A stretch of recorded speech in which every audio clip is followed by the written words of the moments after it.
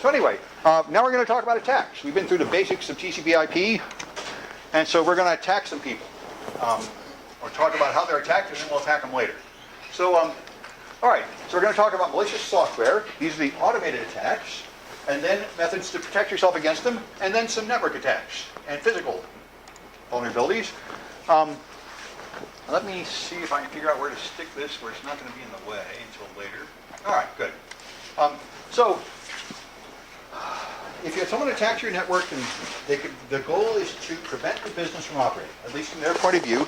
They may have more subtle goals, like me trying to steal your database to get money out of it, but generally, the result of an attack is to prevent your business from operating correctly.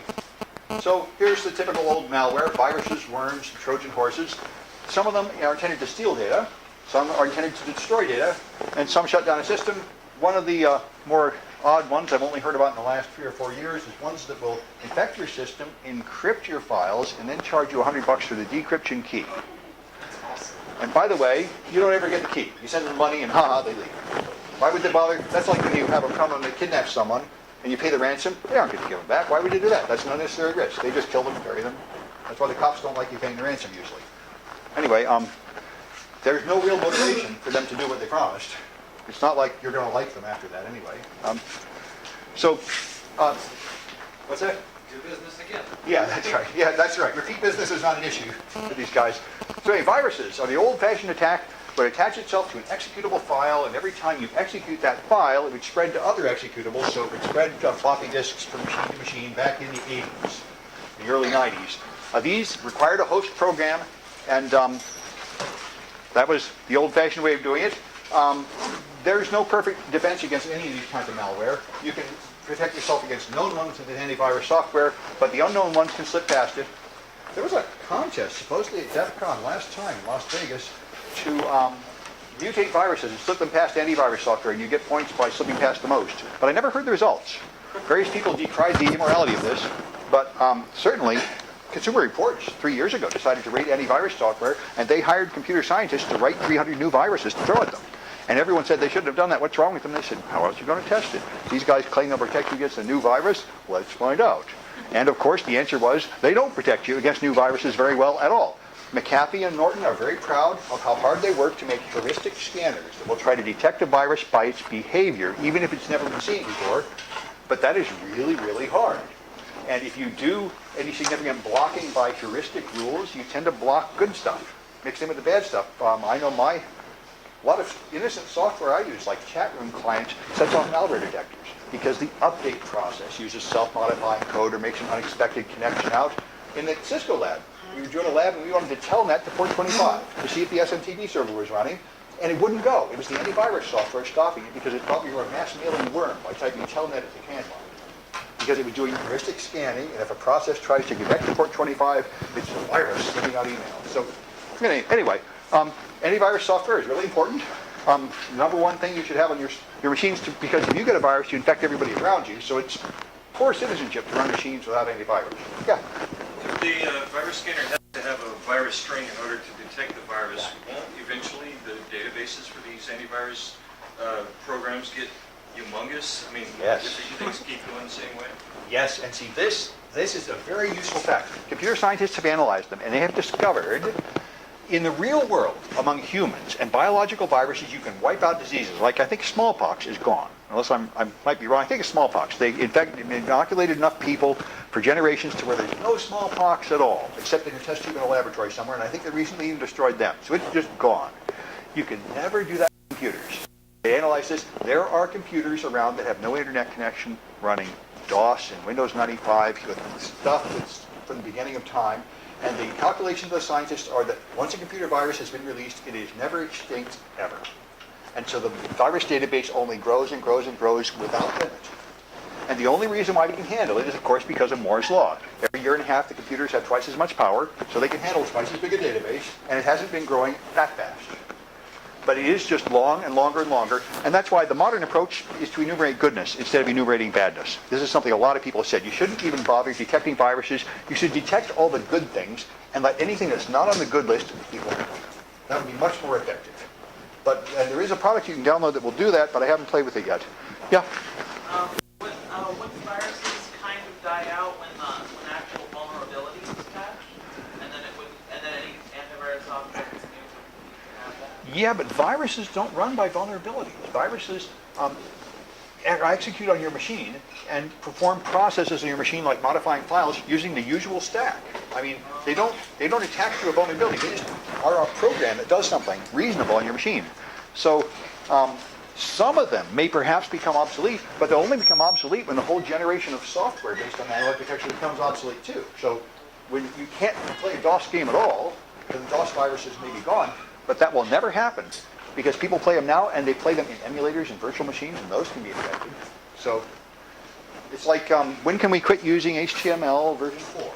You're supposed to update to XHTML long ago, and it's never going to happen. There's 5 billion web pages of legacy code in HTML4. You can never stop supporting it. So you will never be able to make browsers that don't take that lousy old language, which has serious problems, or nobody can see most of the web on it. And there's nothing you can do about it. And you can't just, how are you going to be able to sell software that won't support the existing primary legacy?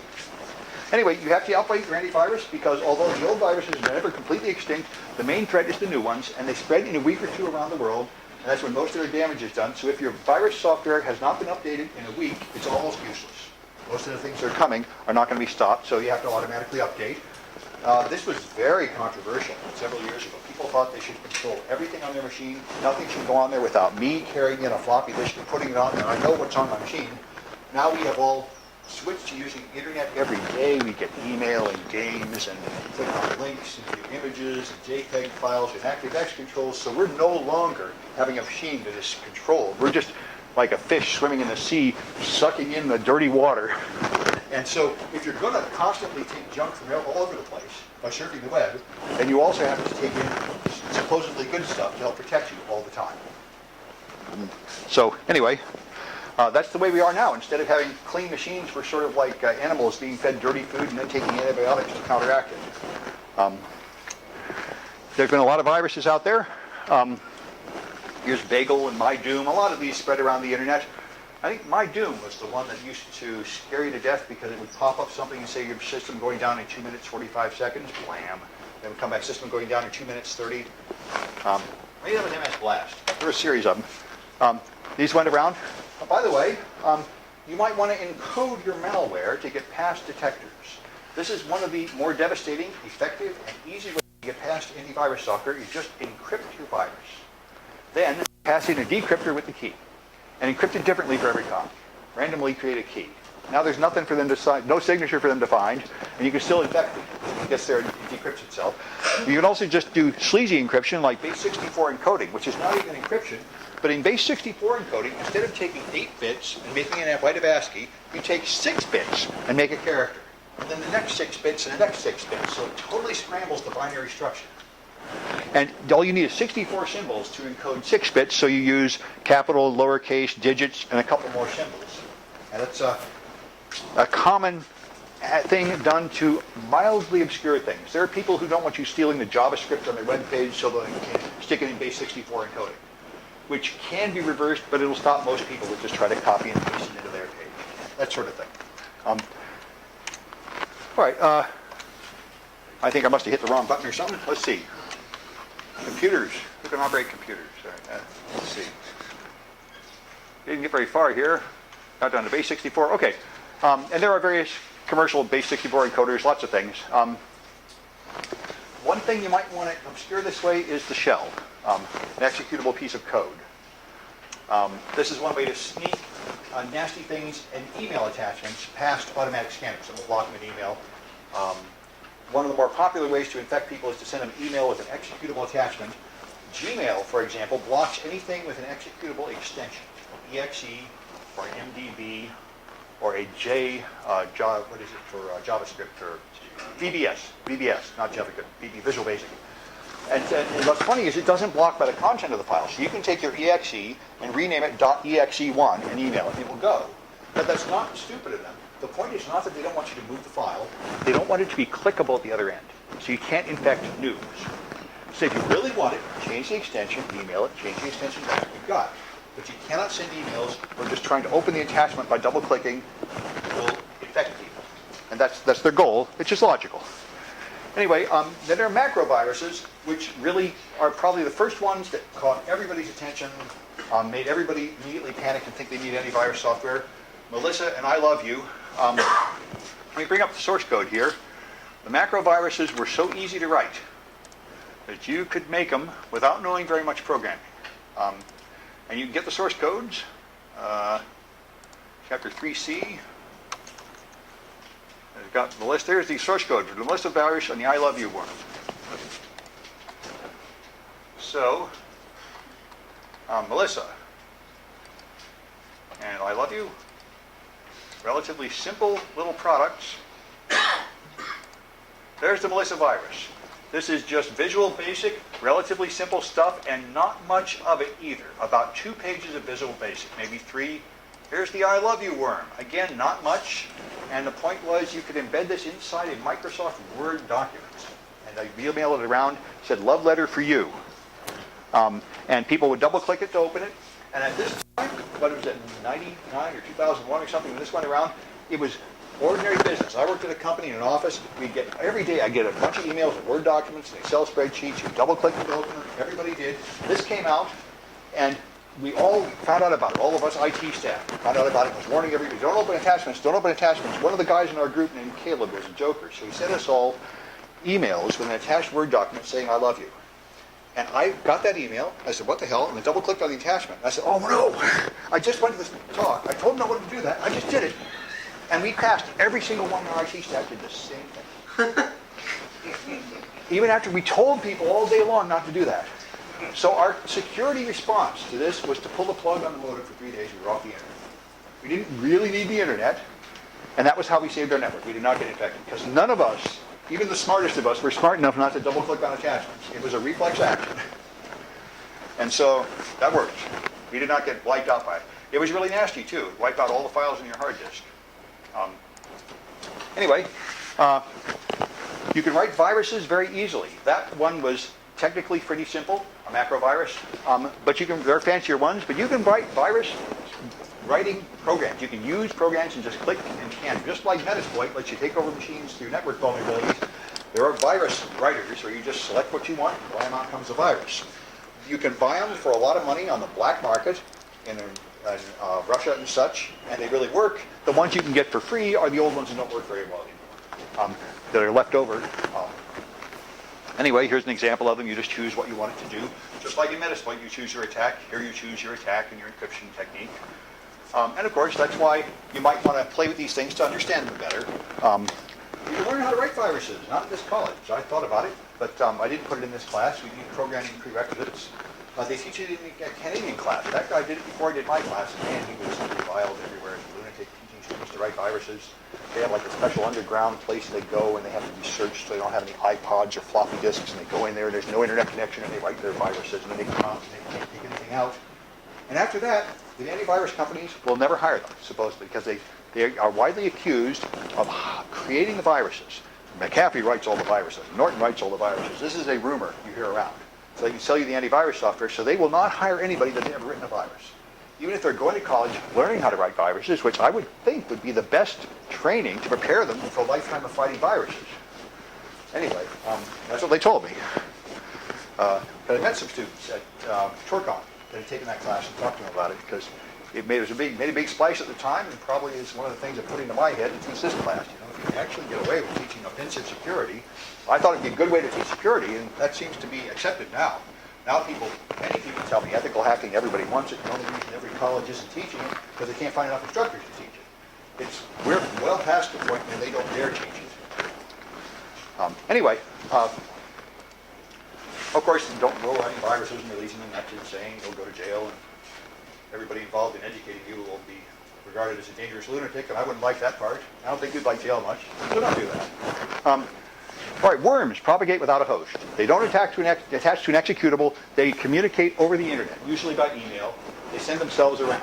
That's why when I tried to do telnet to port 25 from a command prompt, McAfee thought I am a worm trying to send a copy of my worm out because that's what it does. The process opens, port 25 sends out copies of itself. These things spread around really fast. In like just a few hours, they infect the whole internet.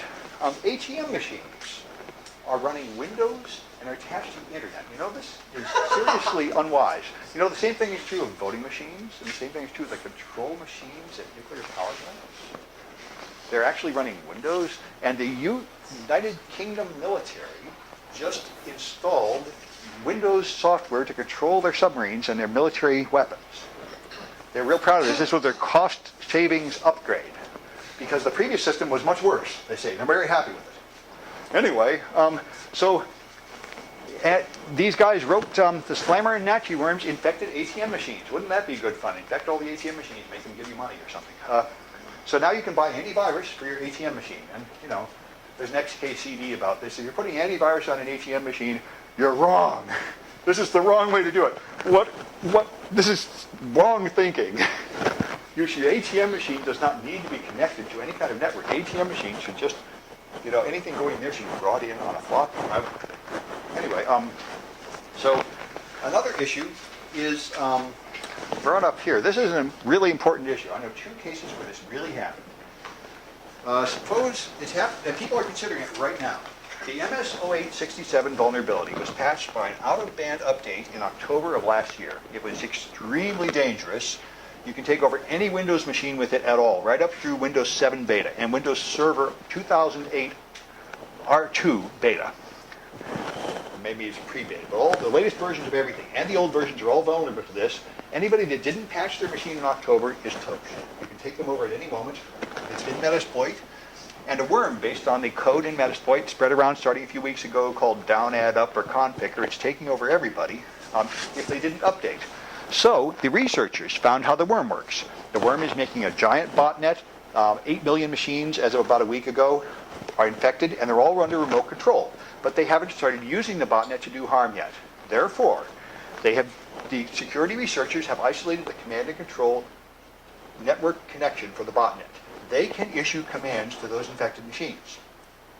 It is, how tempting will it be to issue the command to those infected machines to, number one, delete the bot control, and number two, update yourself with the MS-0867 patch. They could shut down the botnet and cure all the machines immediately. The only problem is it would be hopelessly illegal, because you are then installing unauthorized code on everybody's machine, and on top of that, you're releasing a virus-type thing that's spreading around infecting machines. You're one of the bad guys. But it's so tempting. If you're a security researcher, I have the cure. I have this drug. Why don't I just drop it in the water supply and cure everybody? Why would anyone get mad? The problem is something would go wrong, and it happened twice.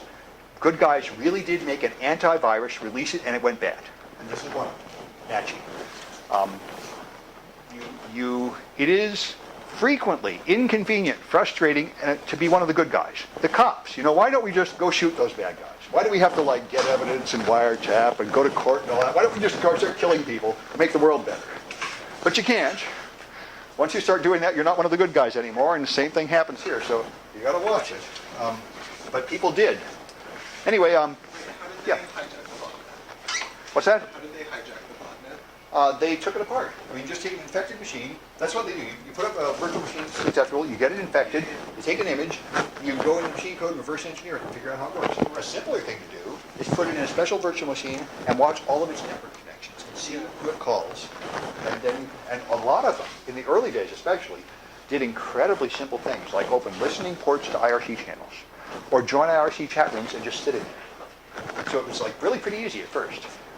But in principle, if you're infected with malware, you've got the whole source, you've got the whole executable right there. Right. So all you have to do is reverse engineer it, Right. which is, not necessarily that easy. But typically, they're not geniuses making these things. They're reusing a lot of code from other things. This one, the latest one that's infecting everything was based on the code in Metasploit. For that, you have the source code. So that's how they do it. But once you have got all that, the only thing you can legally do with it is create your own antivirus signature and put it in your product that you sell. You can't go messing with other people's machines, even though it sure would seem like a good idea if you were power mad enough to think that you had not thought of it, you had control of everything that would go wrong. But the problem is, this is what Linux people, a lot of you write a program, you think it's cool, what's wrong with Microsoft, why are they idiots? Well, the problem is when 50 million people use your stuff goes wrong that you never thought of. They have the weirdest hardware, weird programs. Just because it looks good to you doesn't mean you can put it on every machine on the planet, and it isn't going to make horrible problems. Anyway, Here's other worms that spread around. All made considerable scandals in their day. Another one that spread by email addresses. One of them attached Apache. Linux is not immune to all malware. This one attached Linux systems using Apache OpenSSL. SSL is an encryption routine, extremely powerful, widely touted as a security improvement. I recommend it all the time, and yet several times important popular implementations of SSL had fatal vulnerabilities and made you worse off than you would have been using FTP intelligence. So this is one of those examples. All right, and here's Nachi. It affected a lot of ATMs in banks by attacking Windows XP. Then there's Trojans, which is why I'm using an archaic operating system today so I can demonstrate this to you. Trojans are machines, are programs that pretend to be one thing but are really something else. That's all it means, just like the Trojan horse. It looked like some kind of ritual or ornamental object, but in fact it had soldiers hidden inside. What you hide inside the Trojan is malicious content, usually a backdoor or rootkit. A backdoor is software that lets you control the machine covertly. A rootkit is software that hides on the machine. And what a rootkit really does is it takes over the root of the operating system, the kernel, so that system calls to do anything on the machine now ask the rootkit. The simplest rootkit with early Linux ones replaced the init file. Every process you start in a Linux machine starts by calling init to create the process. So you remove init and replace it with a Trojan init, and now every process does your evil thing first. And all that does, it says if it's a process is doing something normal, just let it happen. Pass it on to the real init. If it's doing something like a virus scan, then send it my lies. It will never look in these directories.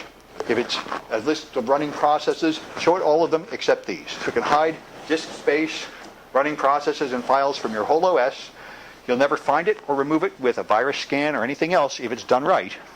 It's very dangerous. Once you find your machine has been rootkitted, you usually have to restore the whole machine with a read-only image because you can never really be sure it's gone. All right, anyway, another thing you can do, of course, is protect, yeah? Does formatting a hard drive take care of it? It should, yes. Unless it is actually going into the BIOS, which some of them could do, but not too many. Yeah, generally just reformat the hard drive. Another thing that's worked pretty well is to mount the drive as a slave drive in another machine, because you aren't using the infected operating system. However, the ingenuity of these guys is unbelievable. And I got, about 5 years ago, I got past the point where I would say anything was impossible. But 10 years ago, people would come to me and tell me ridiculous things, and I would say, oh, you don't know what you're talking about. The problem exists between keyboard and chair. Users are stupid. And then 5 years ago in my Windows XP desktop support class, a student came to me and told me that someone at his company got infected with a virus that turned Windows XP into Windows 98. He said, this guy is not an idiot.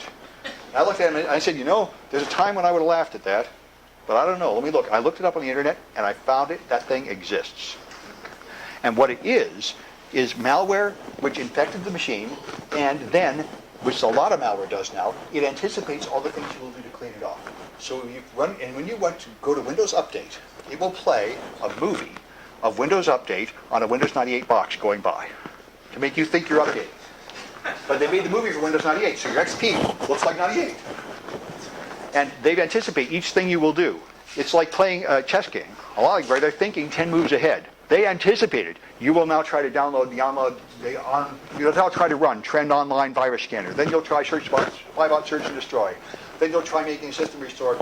Then you'll try this and that. They anticipate each of those, and they have a special little trap to waste your time in each place, make you think you've got it. So you'll give it back to the customer. It's fixed now. Then it's unbelievable. That's why, I always tell my students that are techs, if you're spending more than an hour on it, just reformat and reinstall, because you are playing chess with someone who has spent 10,000 hours perfecting this thing, and they play chess for fun, and all you're learning is why not to do that. It's like I saw an interview from a lawyer and a cop, and the cop said, if you go into the interview room and you're guilty, the cop will get you to confess. This is like winning the ring with a heavyweight boxer. You're kidding yourself if you think that your idea of lies are going to fool that cop. He does this all day long. He's good at it. Those malware writers have put far more thought into this than the person cleaning the machine off has. Just reformat. Yeah, well, I don't know about that. Yeah, I don't know about that. Could be. That could be. It is. Yeah. I'll take your word about it. It's getting that way here, actually. I don't think the people in Guantanamo Bay are being. Yeah, are you kidding? Yeah. You don't even need to be taken into a room. They just put you Yeah. somewhere. Guantanamo, what about the Mario Cubans? I don't know. They're But, still in their federal penitentiary. And Yeah. how many years is that? 20 years ago? yeah. Well, anyway, so you've got firewalls which will protect you from traffic that is so friendly as to come in on an unfamiliar port. Now, this is an old trick. Like we don't let IRC chat work on campus anymore. We block it because the old bots would try to send command and control signals through IRC channels on typical IRC ports like 66, 67. So of course now all the malware disguises itself as HTTP traffic. So you can't pick it up. But anyway, the old-fashioned stuff would actually use exotic port numbers, and therefore all you have to do is block uncommon ports. Your firewall can do that. Unfortunately, there are ratings of firewalls, and I think I did put that project in this class. Rate My Firewall. There's a list of 20 tests. FirewallLeakTester.com has 20 tests. In fact, let me just bring that up because it makes a kind of cute demonstration. FirewallLeakTester.com, I think. Let's throw it into Google in case I have the wrong name. Should be able to find the ratings. Firewall Leak Tester. Leak tests. Latest scoreboard. There we are. Where's the scoreboard? Let's see the scores. Statistics score table. Scoreboard. Statistics. Oh, give me a break. Show it to me. Don't talk to me about it. How do I get there? You see where to go? Home, news, Gesundheit. Okay, where's this table you're describing? Give me a break. Try doing Home? Okay, here's the test, but where's the results? That's all I really want to see at this moment. Here are results. Leak testing, kill testing, advice. Personal firewall configuration. Oh, come on. Anybody see it? This is right in the middle, bottom. Somewhere down here? Yeah, it's floated over it. Scoreboard. This is, again, the explanation of the scoreboard, but they don't give me the scoreboard. I hate it when people do this. They don't understand that some of us are busy. There they are. Thank you. They could have just put this up there first. That's what I wanted to show you. Here's the firewalls. This looks like Kaspersky way of doing really well and all that jazz. Zone Alarm doing pretty well. And typically at the bottom is Windows Firewall. And when they started this thing, they used to have 1,000 points, and Windows Firewall scored 0 out of 1,000. Wow. Which is really simple, and it's by design because Windows Firewall doesn't filter any outgoing traffic. So if you want to punch through the Windows Firewall, all you do is send an instant message to somebody on the inside and say, click on this link. And when they click on the link, they asked for it, and it's wide open. Because if you filter outgoing traffic, you created a problem. Now people can't do something from inside the there. And most corporate software doesn't obey port conventions or anything, so the corporations are unwilling to use a Windows version that filters outgoing traffic because it will break their internal software that's sending packets around the network. They don't want it to filter any outgoing traffic by default. It's so bad that Microsoft promised to filter outgoing traffic in Windows Vista, but the corporate clients complained and said they couldn't use it that way, and so they turned it off at the last minute. So even the Vista firewall does not filter any outgoing traffic by default. It can filter outgoing traffic if you turn that on, but turning it on is not simple at all.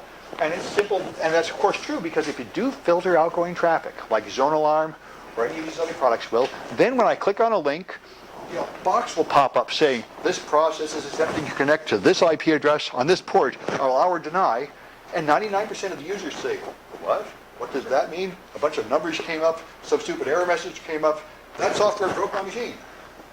And so most people, if you could intelligently answer those questions, you'd be safe, but that's us. That's not 99% of the users. So, filtering outgoing traffic is not for normal people. And Windows doesn't do it, and if they did, everybody would figure out how to turn it off because they would regard it as just in their way all the time, and they try to play games and stuff. So that's the way it is. Is there a question? I think we decided against it. Yeah. Are there any decent freeware firewalls? Yeah, a lot of the ones that score really high are free because it's not technically difficult to make a powerful firewall. The problem is it's hard to use, hard to put up with. I recommend putting a strong firewall on your machine so you can learn. You'll know every connection it makes, and then you can do research. Find out why is it making a connection to that strange port right now. It's sort of fun to know.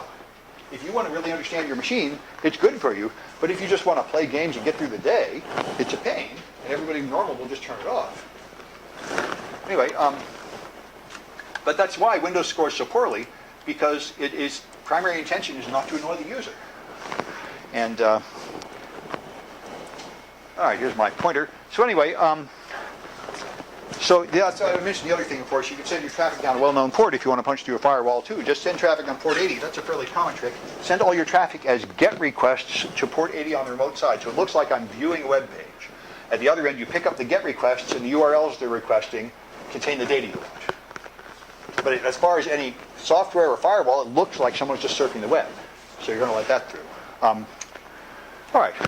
And here's some typical ports used by various ones. Like I mentioned, 6667 is the IRC, used for early internet relay chat, and therefore hijack, used by early malware frequently to control it. Yeah? Oh, this and 7 do actually use a tiny bit of outbound filtering. They do? Microsoft actually published an article Yeah. telling developers how to get around metrics, so it's Oh, like okay. completely useless. Oh, okay, I thought it was off. Okay, that's interesting. It does ask something. What gets filtered? Is there something I can demonstrate that shows it being filtered? Log me in. That's the only thing. Log me in gets filtered? Yeah, log me in actually asks. It makes Windows Firewall ask, would you like to block this? Well, you know, I mean, I'd like to play with that and see. I wouldn't be surprised if the reason it asks is because it actually originates on the outside. But my understanding is that anything that originates on the inside won't get filtered because it's active. It's a firewall with a memory, a stateful firewall. So it knows what you asked for and it lets that through. So if something comes in on port 6667, but you didn't ask for anything, that gets blocked. But if you asked for it, then it comes through. So it remembers the past, which is a pretty clever trick, really. It means that nothing's going to get in except what you asked for. But the problem is the user is stupid and easily tricked, and you can get them to ask for bad things. But you know, how can you overcome that? That's hard. Yeah.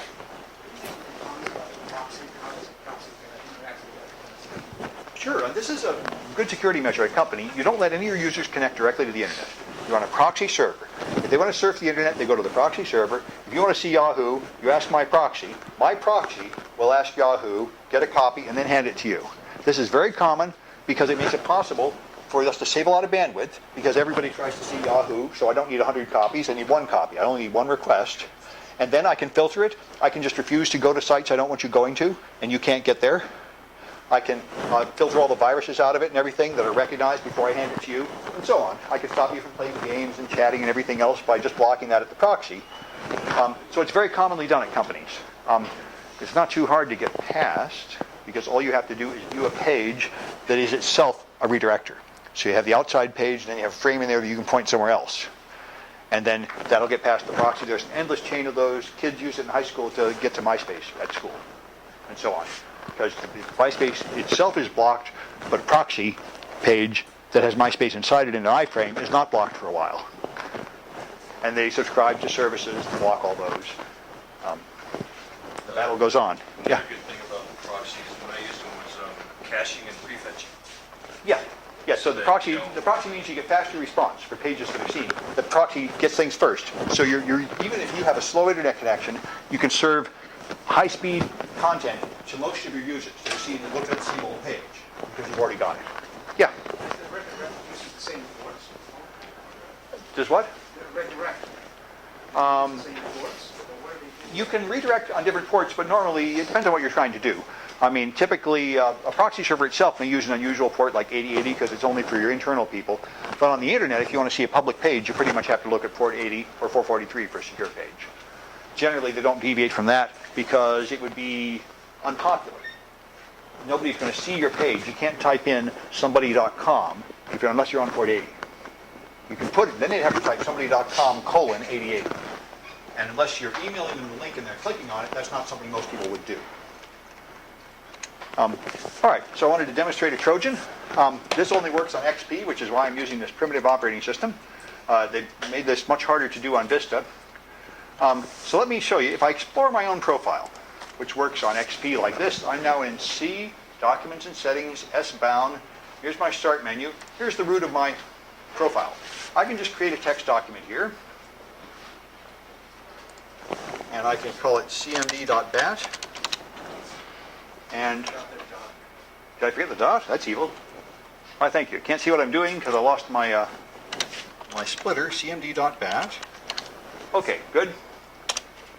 That's good. Now this is a batch file. I can edit it. I can put in command line commands like echo owned pause. I wanted to have an enter here. All right, so save that. Now, if I double click this file, it prints this message, owned. Well, why would anybody double click that file? Well, the problem is, this is a vulnerability hit Windows NT early on. This is the companion Trojan. Everybody does this without thinking. Windows run, I said, run, cmd, enter. Now what happened here? The problem is when you type cmd, you give it the file name without an extension and without a directory. So it goes through the path. The path, it tells it where to look. The first place it looks is in your home directory. Then later on it will look in the root of C and C program files and C Windows and C System32, and it will look for cmd.exe, cmd.com, cmd.bat. There's a whole chain of things you can mean by cmd. And all I have to do is insert a companion file earlier in the path than the real cmd, and that's what happens to you. You think you're doing something harmless, you're running my Trojan. That's a companion Trojan, and it was really fatal in Windows NT because the Explorer process that launched the screen you work on was in the registry during startup, launched without a path. So you could Trojan Explorer. And then when the machine started up, you already owned it. It was devastating. The official Microsoft recommendation is that you should never do what I just did. You should do this. Run C, Windows, System32, cmd.exe. This is the official recommendation. You should always type the full path and extension for everything you run. Now, if you do that, you'll get the file you want. But who's going to do that? That's asking a lot. Anyway, this is a cheap punk thing to do, to just mark the machine saying I own it. You can have more fun by doing something nasty like this. A net user administrator new pass.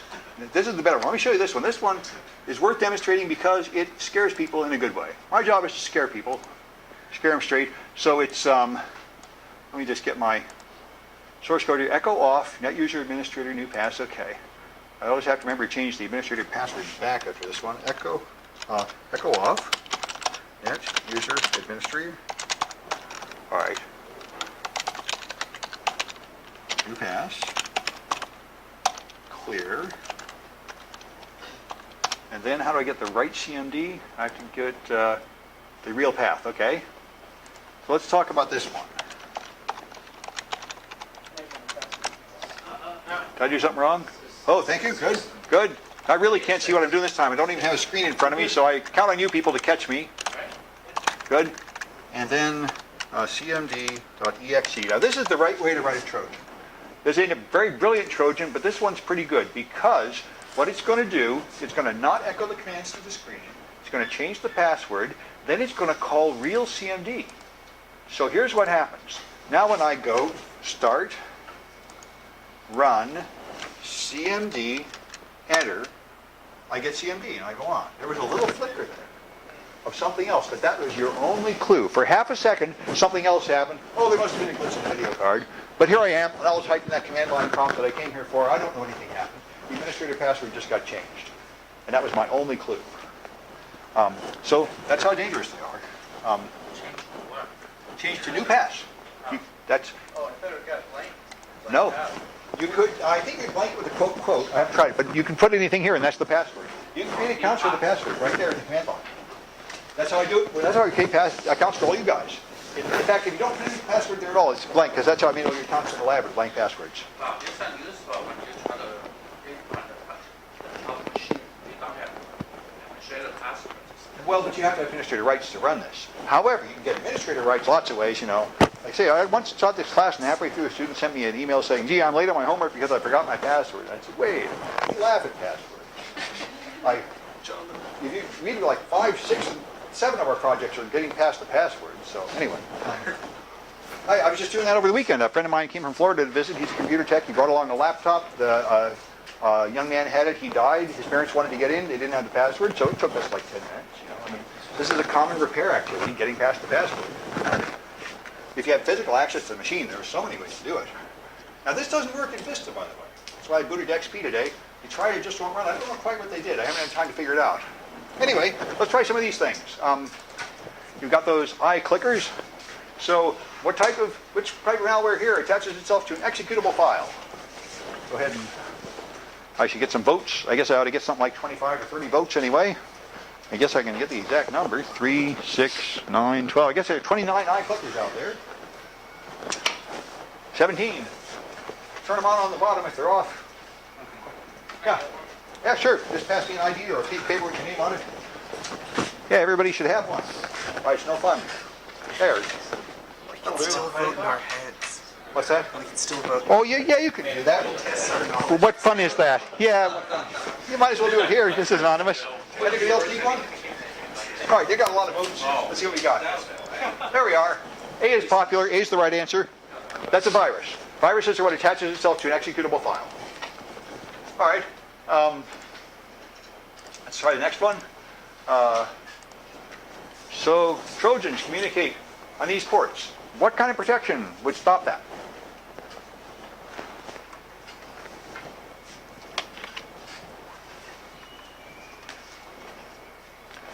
I should get up to should be 29 iClickers out there. I should be able to get a little higher. There we are. There's a lot of votes. Okay, what do we got here? Display. We got D, that's the point. Firewall blocks unusual ports. That's what it's for. All right. Well, you've been here about an hour. We ought to take a break, I guess. Let's pick up at 7:25. Gives you 10 minutes to stretch your legs so you don't all fall asleep.